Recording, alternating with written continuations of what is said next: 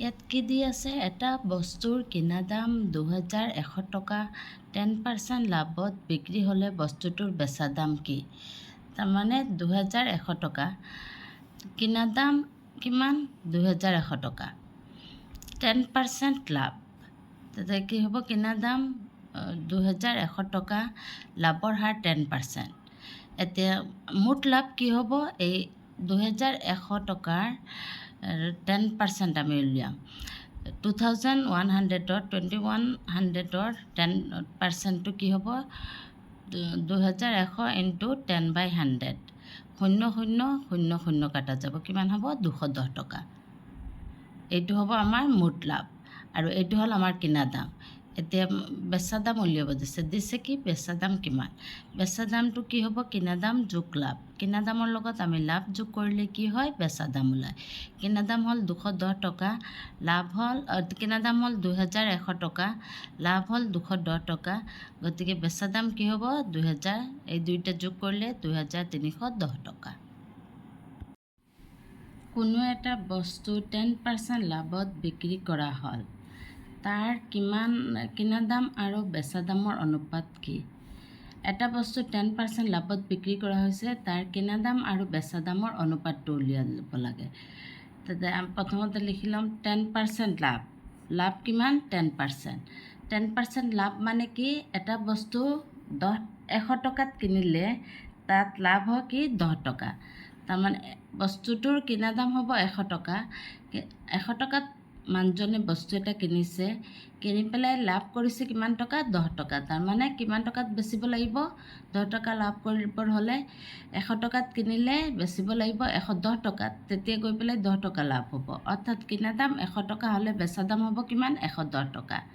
এতিয়া লাভৰ অনুপাত উলিয়াব দিছে, কিনা দাম আৰু বেচা দামৰ অনুপাত। কিনা দাম ইছটো বেচা দাম ইকুৱেল কি হ'ব?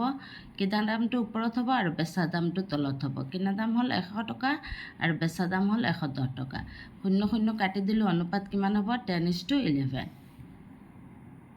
30টা কণীৰ কিনা দাম 20টা কণীৰ বেচা দামৰ সমান, লাভৰ শতকৰা হাৰ কি?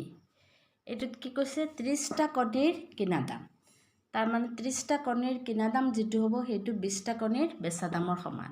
30টা কণীৰ কিনা দাম আৰু 20টা কণীৰ বেচা দাম একে সমান।